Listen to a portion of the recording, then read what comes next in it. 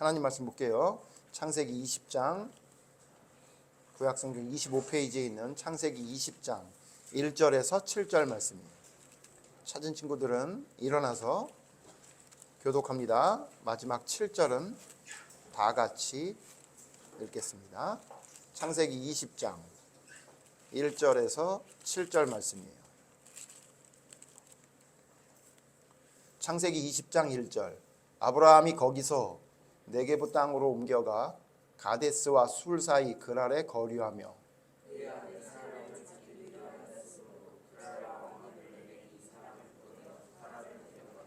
그 밤에 하나님이 아비멜렉에게 현몽하시고 그에게 이르시되 내가 데려간 이 여인으로 말미암아 내가 죽으리니 그는 남편이 있는 여자임이라.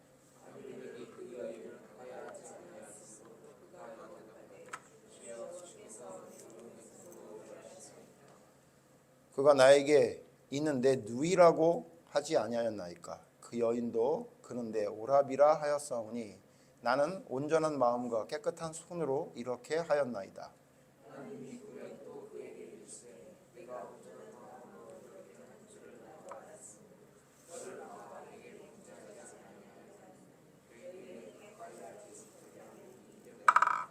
다 같이 읽어요. 이제 그 사람의 아내를 돌려보내라. 그는 선지자라. 그가 너를 위하여 기도하리니 내가 살려니와 내가 돌려보내지 아니하면 너와 내게 속한 자가 다 반드시 죽을 줄 알지니라. 아멘.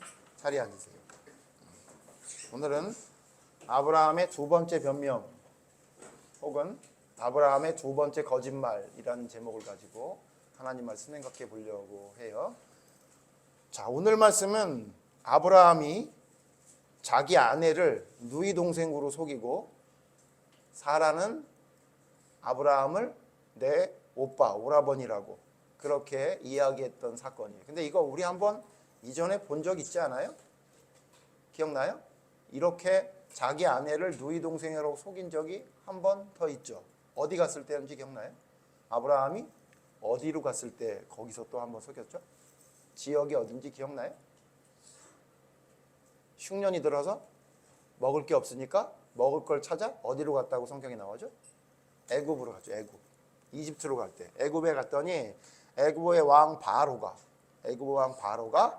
아브라함의 아내 사라의 아름다움을 보고 예쁜 여자인 걸 보고 아내를 삼으려고 하는데 혹시 남편이 있냐 그랬더니 같이 있는 사람이 남편이냐 물어봤더니 아니라 그랬죠. 그냥 내 오빠라고 내 누이 동생이라고 이렇게 얘기하면서 그래서 그 바로가 그 사라를 아내로 삼으려다가 한번 혼난 적이 있죠. 똑같은 사건이에요. 지역만 달라요. 어디냐면 이거는 오늘 성경에 보면 가데스와 술 사이 그랄이라 그랬는데 이게 어디냐면요. 우리가 그 잘 알고 있는 블레셋이라는 곳이에요. 나중에 이 블레셋이라는 나라가 되는데 그러니까 블레셋의 왕을 뭐라고 부르냐면 아비멜렉이라고 부르고 애굽의 왕을 바로라고 부르는 거예요. 그러니까 애굽의 왕 바로, 여기는 지금 블레셋의 왕 아비멜렉. 성경에 아비멜렉이 많이 나오고 바로도 많이 나오거든. 몇 사람이 나오는데 그게 뭐냐면 애굽의 왕 이름을 그냥 바로라고 부르는 거고요. 파라오라고 보통 하죠. 우리가 알고 있는 건. 그 다음에 블레셋의 왕을 아비멜렉이라고 불러요. 그러니까 블레셋의 왕의 이름이야. 그냥 왕의 이름이 아니라 왕명이에요. 왕을 그냥 아비멜렉이라고 부르는 거예요. 자, 아비멜렉 왕을 만났는데 문제는 뭐냐? 사라의 가장 큰 문제가 뭐였죠? 사라에게는 두 가지 문제가 있었어요. 하나는 사라는 아이를 못 낳았어요. 기억나죠? 아이를 못 낳는 여자였어요. 결국 나중에 낳긴 하지만 우리 봤었죠? 그래서 하나님이 찾아와서 아이를 낳을 거라고 했는데 나는 나이가 많이 들어서 아이를 못 납니다. 이렇게 얘기했잖아. 그러니까 지금으로 말하면 지금 나이로 치면 적어도 한 60세? 한 50대 중반에서 60세 정도 된 거야. 그러니까 누구라고 보면 되냐면 너희 지금 사모님 정도 된 나이라고 보면 돼요. 근데 문제는 뭐냐면 그 나이에 너희 혹시 사모님이 임신했다 그러면 너희들 웃을 거 아니야. 그지? 아니 54살이 돼가지고선 임신을 하다니 그러면 조금 웃음이 나오는 그런 나이잖아요. 그렇죠? 근데 그렇게 아이를 못 낳아. 그 나이가 될 때까지 아이를 못 낳은 거야. 성경에는 사라의 나이가 89세라고 했지만 그때는 지금보다 사람의 그 수명이 더 길었던 거라고 보여지기 때문에 어쨌든 한 60세 정도 된 정도 나이가 됐는데 그 나이가 될 정도로 아이를 못 낳는 게 사라의 특징이었고 또 하나는 뭐였죠? 사라의 가장 큰 특징, 문제가 뭐였죠? 사라는 예뻤어요. 그게 문제였어요. 사라는 너무 예뻤어. 성경을 자세히 보면 사라가 지나치게 예뻤나 봐. 왜 그러냐면 애굽에 갔더니 애굽 왕이 자기 아내를 삼으려고 그러고 여기 지금 블레셋에 갔더니 블레셋의 왕이 자기 아내를 삼으려고 그래. 자, 이 정도 된다 그러면 누가 봐도 예쁜 여자여야 돼. 그죠? 성경에 그래서 사라가 아주 예쁜 여자라고 성경에 말하고 있는 거죠. 그래서 오죽하면 오늘 성경 보면 얼마나 재밌냐면 아브라함이 자기 아내 사라와 함께 돌아다니기 전에 서로 의논을 했대. 어떤 의논을 했냐면 사라, 당신이 나에게 은혜를 베풀어 주세요. 그랬대요. 어떤 은혜를 베풀면 됩니까? 그러니까 혹시 다니다가 어떤 사람이 물어보거든 나를 남편이라고 하지 말고 나를 오빠라고 해주세요. 이렇게 얘기를 한 거야. 그래서 사라가 예 알겠습니다. 그러면 저는 누가 남편이 있냐 물어보면 저 사람이 남편이냐 물어보면 저 사람은 남편이 아니라 오빠입니다 라고 대답을 하겠습니다. 이렇게 약속을 했던 거야. 왜냐하면 아브라함이 이렇게 생각했대요. 내가 다니다가 이 예쁜 여자 때문에 내가 남편이라 그러면 나를 죽이고 내 아내를 뺏어갈까 하는 두려움이 있었다는 거예요. 그러니까 성경에서 뭐라고 말하냐면 사라가 어느 정도 예뻤냐면 그 예쁜 여자를 차지하기 위해 남편을 죽여야 되겠다고 생각할 정도로 예뻤다고 성경이 말하고 있는 거예요. 우리 친구들은 전혀 그게 무슨 말인지 못 느끼죠? 연우는 그게 어떤 말인지 느낄 수가 있어? 혹시 연우 때문에 막 남자친구들이 막 싸워. 내 여자친구야 막 이러면서 이런 적 있어요? 그런 적 별로 없으니까 별로 피부로 와닿지가 않을 거야. 그치? 어때? 유리도 어때?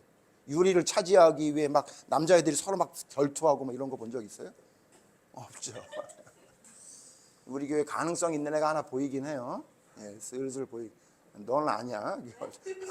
근데 이 사라가 그 정도로 예뻤나 봐. 그러니까 아브라함에게는 예쁜 아내를 얻은 기쁨과 함께 걱정과 두려움이 하나 있었어. 뭐냐면 이 아내 때문에 내가 혹시 죽을지 모르겠다라는 생각이 들어요. 물론 지금은 아내가 예쁘다고 그 남편을 죽여서 그 아내를 차지하는 경우가 없지. 그런데 있잖아, 이때 당시에는 지금과 같은 법이 있을 때가 아니고 이 나라 저 나라를 떠돌아다니는 아브라함이었기 때문에 충분히 그런 걱정을 할 수 있었던 거야. 심지어 이때 당시에는 남편을 죽이면 그 아내를 내가 소유로 마음대로 가질 수 있었던 시대야. 그러니까 엄청나게 무서운 거죠. 우리 친구들 그렇게 이상한 게 아닌 게 우리 옛날에 일제치하할 때도 마찬가지야. 옛날에 전쟁할 때도 마찬가지야. 전쟁에 지잖아? 그러면 진 나라는 이긴 나라의 남자들에게 이게 여자들이 유린당하고 그랬어. 그러니까 옛날엔 그랬단 말이야. 그러니까 충분히 아브라함이 그런 걱정을 할 수 있었겠지. 자, 여기서 질문. 아브라함의 이 걱정이 하나님이 보시기에 괜찮은 걱정이었을까? 아니면 쓸데없는 걱정이었을까? 연우야, 어때? 아브라함이 자기 아내 때문에 죽을 것 같다라는 그런 걱정이 드는 게 우리가 볼 때에는 그럴 수 있겠다. 얼마나 예뻤으면 그랬을까? 그런 생각을 가질 수 있지만 혹시 이게 하나님이 보시기에는 그렇게 걱정할 만한 걱정이라고 생각이 돼야 안 돼? 안 되지. 왜? 왜 걱정이 안 돼? 하나님 보시기엔 왜 걱정할 필요가 없는 거야? 자기 죽을까 봐 아내를 이용하는 거니까 그러면 죽을 수 있다는 거잖아. 하나님 보시기에는 아브라함이 아내 때문에 죽을 수 있다는 생각을 하실까 안 하실까? 안 하지. 왜 안 하죠? 사람의 모든 삶을 누가 계획하시는 거지? 누가 주장하시는 거지? 하나님이 하시잖아. 그러니까 만약에 아브라함이 진짜 자기 아내 때문에 죽을 것 같다는 두려움이 있다고 하면 누구에게 의지를 해야 되지? 그렇지. 하나님께 의지해야지. 하나님, 내 아내 때문에 내가 죽을 것 같은데 하나님 이 두려움을 없애게 해주세요. 아니면 하나님이 지켜주세요라고 하면 하나님이 아브라함에게 그 부탁을 들어주실까 안 들어주실까? 들어주실 거 아니야. 그지? 그러니까 이게 무슨 얘기냐면 아브라함이 두려움이 있을 만하기는 해. 아내가 그 정도로 예뻤나 봐. 그런데 그런 두려움이 진짜 있었다 하더라도 그런 두려움을 가질 만한다 하더라도 그 두려움 때문에 이렇게 속이는 것을 선택하는 게 아니라 하나님께 의지했어야 돼. 자, 그럼 물어보자. 아브라함의 믿음은 하나님을 의지하는 믿음이었어? 아니면 하나님을 의지하지 않는 믿음이었어? 하나님을 의지한 믿음이었어. 하나님을 의지했다는 증거가 뭐지? 아브라함이 하나님을 의지하고 하나님을 따랐다는 증거가 뭐였지? 아브라함이 하나님의 명령을 듣고 하나님의 명령을 순종한 적이 있지. 그게 언제지? 하나님이 뭘 명령했어? 아브라함에게 첫 번째 명령 뭐라 그랬어? 강민아. 아브라함에게 하나님이 뭐라고 얘기했어? 너 뭐 해라 라고 첫 번째 명령한 게 있었지. 그게 뭐였지? 다 잊어버렸어?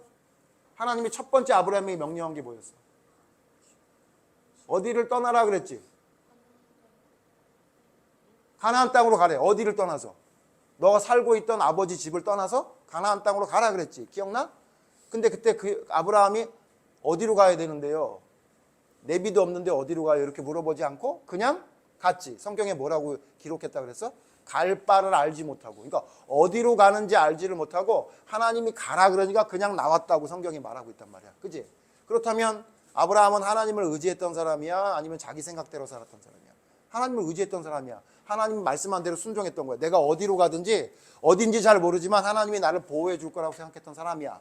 그런데 그런 아브라함임에도 불구하고 심지어 아들을 낳을 거다, 너에게 후손이 많게 될 거라고 하나님이 약속할 때 자식이 없었음에도 불구하고 그걸 믿었던 사람이 아브라함이었거든. 그런데 문제가 뭐냐면 그렇게 하나님을 의뢰하고 하나님을 신뢰하고 하나님을 믿고 하나님 말씀을 따랐던 아브라함도 문제가 하나 있었던 거예요. 그게 뭐냐면 죽음에 대한 두려움이 있었는데 그 죽음에 대한 두려움을 자기 스스로 해결하려고 했던 거야. 그래서 생각해낸 게 뭐야? 자기 아내를 누이 동생으로 속여야 되겠다 이렇게 생각했던 거지. 성경에 2번 나와.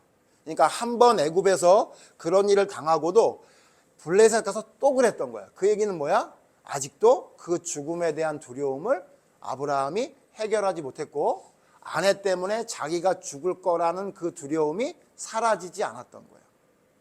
목사님은 오늘 성경 보면서 무슨 생각을 했냐면 우리 아브라함을 뭐라고 부르지? 아브라함을 우리 별명처럼 부르는 게 있지. 아브라함을 뭐라고 부르지? 믿음의 조상이라고 불러. 그지? 그러니까 무슨 얘기냐면 믿음 그러면 누구를 제일 먼저 떠올리냐면 아브라함을 떠올리는 거야. 그래서 마태복음 1장에 예수님 족보에 보면 예수님 족보의 시작을 누구로 시작하냐면 아브라함으로 시작해. 아브라함과 다윗의 자손 이렇게 시작해. 그러니까 무슨 얘기냐? 믿음하면 누구를 제일 먼저 떠올릴 수 있어? 성경 전체에서?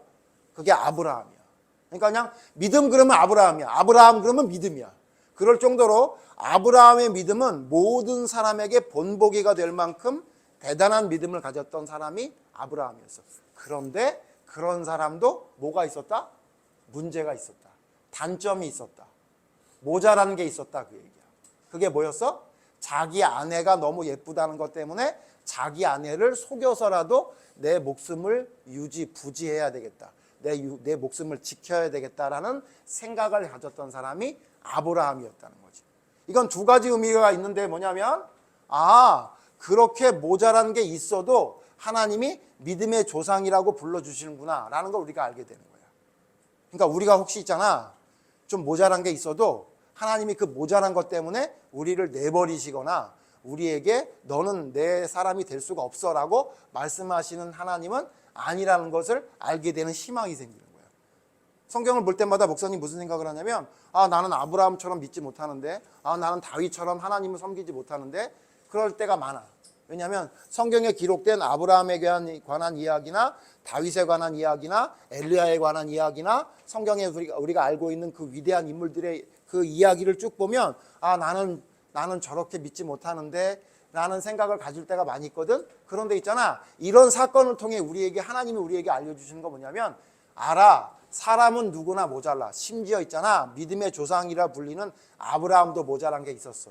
그래도 내가 아브라함을 내버리지 않고 아브라함을 내가 믿음의 조상이라고 불렀던 것처럼 너희도 모자란 게 있다고 해도 하나님이 그 모자란 것만 보시는 것이 아니라 다른 것을 보시는 하나님이기 때문에 너희들이 혹시 모자란 게 있더라도 실망하거나 낙심할 필요가 없다는 것을 이 말씀을 통해 알게 되는 거예요.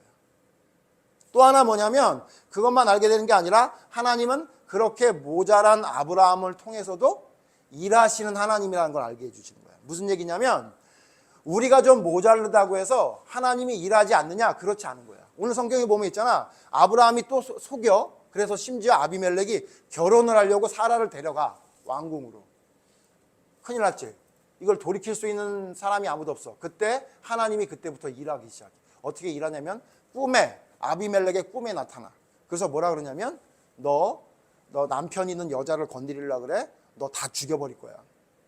하나님이 그렇게 나타나서 얘기해. 근데 그게 꿈이 얼마나 대단한 꿈이었는지 진짜 현실이라고 생각할 정도로 대단한 꿈이었나 봐. 오늘 목사님이 새벽에 일어나서 설교를 준비하려고 하는데 방에서 누가 막 얘기를 하더라고. 방에서. 이따가 목사님 예배 끝나면 물어보려고 그래. 방에 누가 있었냐면 사모님하고 이정미 사모님하고 예림이가 있었거든. 근데 뭐라고 얘기를 해. 목사님 깜짝 놀랐어. 근데 뭐라고 얘기를 하다가 갑자기 뭐라 그러냐면 하지마 막 이래. 그래서 내가 깜짝 놀래가지고 이게 무슨 소리야? 그러고서 목사님이 들어가서 이렇게 문을 열었더니 아무 말도 안 하고 자고 있어. 내가 잘못 들었나? 그러고 문을 닫고 이렇게 또 앉아 있었더니 또 막 이래. 그래서 이게 무슨 일이 났나 보다 또 들어갔더니 또 가만히 있어. 그래서 나는 얘네들이 날 몰래 카메라를 하나 도대체? 둘이? 그래서 일어난 다음에 물어봤어. 누가 소리쳤는데 무슨 나쁜 꿈을 꿨어? 안 꿨나 봐. 그러니까 무슨 얘기냐면 난 이따 물어봐야 되겠지만 진짜 무슨 꿈에서 누가 막 쫓아오고 막 괴롭히는 것처럼 그렇게 막 소리를 치더라고. 깜짝 놀랐어 목사님이. 근데 저런 것보다 더 했던 거야. 근데 물어봤더니 기억이 안 나나 본데 아비멜렉은 꿈에도 기억이 나고 깨도 그대로 기억이 났나 봐. 그러니까 하나님이 나타나서 얘기하는 것을 꿈에 봤지만 실제라고 느꼈나 봐. 그래서 아브라함이 꿈에 깨고 나니까 깜짝 놀란 거야. 그래가지고 어떻게 하냐면 아브라함을 불러. 너 혹시 이 여자가 네 아내 아니야? 이렇게 물어본 거야. 그러니까 아브라함이 맞아요. 그러니까 아비멜렉이 맞네. 꿈에 나타나는 게 맞았네. 그랬던 거야. 그리고 너 왜 속였어? 하나님이 꿈에 나타나가지고 네 아내를 내가 취한다고 그냥 다 죽여버린다 그러셨는데 너 왜 속여가지고 날 힘들게 만들어? 그렇게 말하고는 어떻게 했냐면 아비멜렉이 자기를 속인 아브라함을 어떻게 했을까? 죽였을까? 아니야. 두려워서 어떻게 했냐면 또 하나님이 뭐라고 그랬었냐면 너 아브라함은 선지자야. 하나님의 말씀을 전하는 선지자야. 너 건드리면 죽어 이랬단 말이야. 그래가지고 어떻게 했냐면 너 왜 속여서 날 힘들게 했어? 내가 있잖아. 돈을 줄 테니까 돈을 가지고 좀 나가. 그리고 나에게 저주가 임하지 않게 나에게 좀 기도 좀 해줘. 그래가지고 성격이 얼마나 웃기냐면 지금 아브라함은 아비멜렉을 속인 사람이잖아. 속인 아브라함이 아비멜렉이 무릎을 꿇어. 그럼 거기에 손을 얹고 기도를 해줘. 하나님, 이 아비멜렉이 하나님께 저주를 받게 생겼는데 하나님 저주를 받지 않게 해주시옵소서 기도한 거야. 너무 웃기지. 누구 때문에 저주받을 뻔했던 거야. 자기 때문에 저주받게 됐는데 아브라함이 그를 위해 기도를 해줘. 그러니까 그 기도를 받은 아비멜렉이 감사합니다 그러고 돈을 줘. 너무 웃기지. 그치? 봐봐. 아브라함이 바보 같은 짓을 했니? 아주 현명한 행동을 했니? 바보 같은 짓을 했지. 근데도 있잖아. 그 바보 같은 짓을 한 아브라함에게 하나님이 어떻게 하냐면 축복을 해주시고 그 바보 같은 일을 한 것을 통해서 하나님이 일을 하시는 거야. 그러니까 목사님 생각엔 아비멜렉은 영원히 잊어버리지 않을 거야. 뭘 잊어버리지 않았을까? 목사님 무슨 생각이냐면 아비멜렉은 절대 잊어버리지 않아. 뭐냐면 예쁜 여자가 있으면 남편이 있는지 확실히 물어봐야 되겠다. 이런 생각을 가지지 않았겠어? 내가 비록 왕이지만 남의 남편이 있는 여자를 함부로 내가 취하려고 했다가는 저주받는구나라는 걸 깨닫게 됐을 거 아니야. 그러면서 아비멜렉은 누구를 생각하게 됐을까? 하나님이 계시다는 것을 알게 됐겠지. 그리고는 아브라함에게 기도받았던 걸 생각하면서 내가 그 기도를 안 받았으면 죽을 뻔했다라는 생각을 했을 거 아니야. 봐봐. 하나님이 그 바보 같은 미련한 아브라함의 행동을 통해서도 하나님이 살아계시고 하나님이 역사하시는 걸 알려준 거예요. 그래서 있잖아. 그래서 아브라함의 믿음이 더 대단한 믿음이 됐던 거예요. 왜냐하면 아브라함은 알 거 아니야.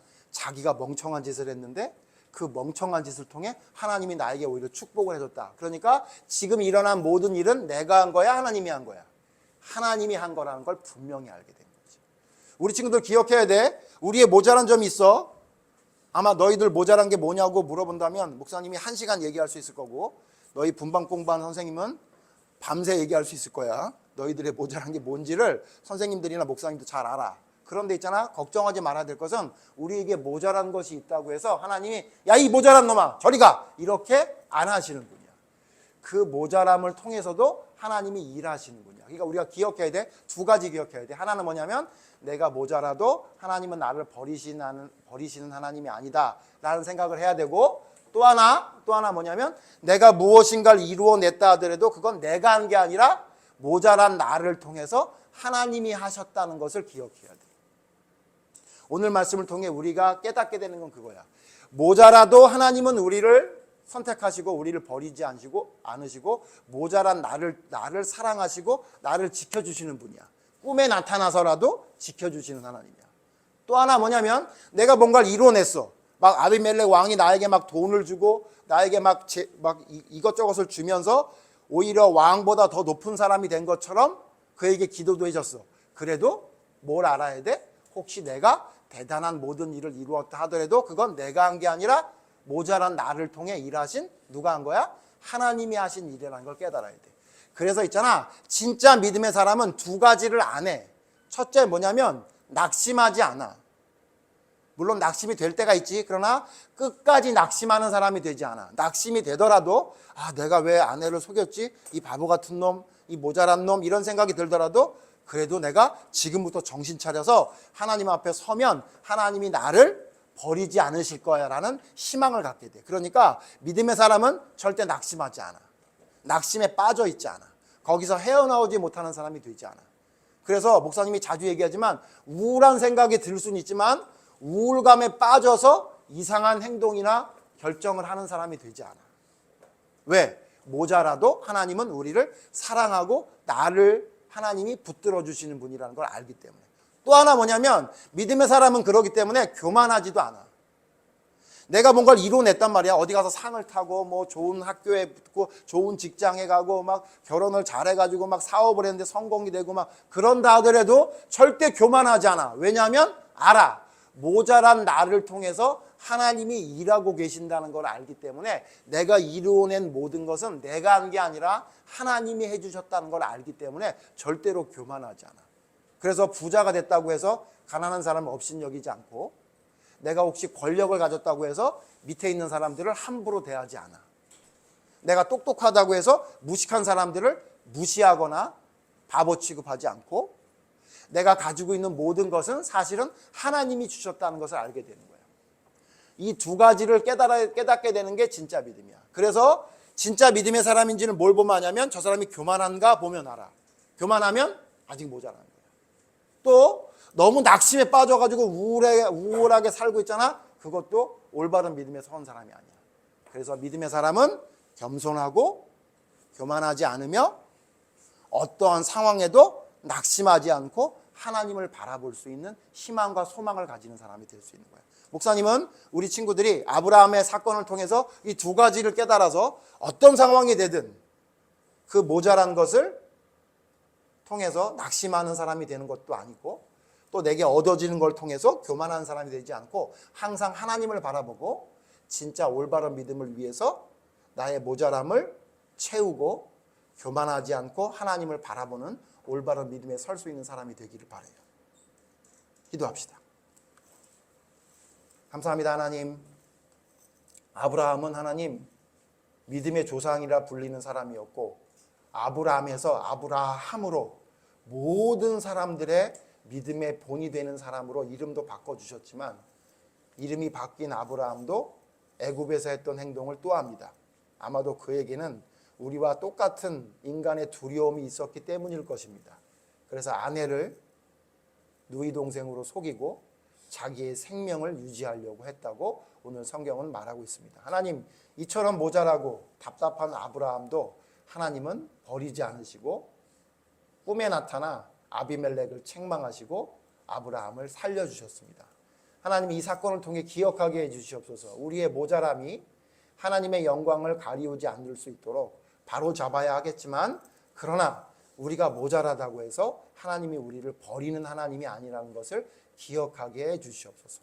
또한 우리에게 있는 모든 일들이 하나님의 뜻 가운데 있음을 기억하며 내가 무엇인가를 얻고 내가 무엇인가 이루었다 하더라도 그것이 내가 이룬 것이 아니라 하나님이 허락하셨기 때문에 이루어진 일이라는 것을 깨달아서 겸손하고 교만하지 않는 자가 되게 하여 주시옵소서. 이와 같은 올바른 믿음을 하나님 말씀 가운데 찾아 그 말씀대로 순종하며 살아가는 믿음의 아이들 될 수 있도록 하나님 이끌어 주시기를 간절히 바라오며 예수님 이름으로 기도드립니다. 아멘.